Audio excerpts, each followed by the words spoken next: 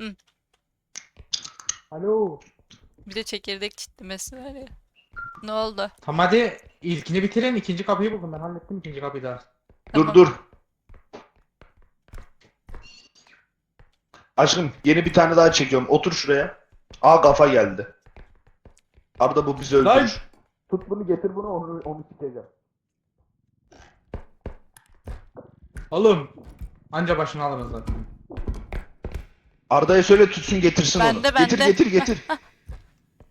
Arda tut getir onu getir. Arda. Getir tut getir getir. Ecnebi'nin çocuğunu getir buraya. Amına kodumun oğlu. Eriyemem baby'ye bak. Orospu'nun oğlu. Orospu çocuğu. Dur onu ben Oh. taşıyacağım. Ya Ecnebi'nin oğlu seni. Aşkım gel biz dersimize devam edelim gel.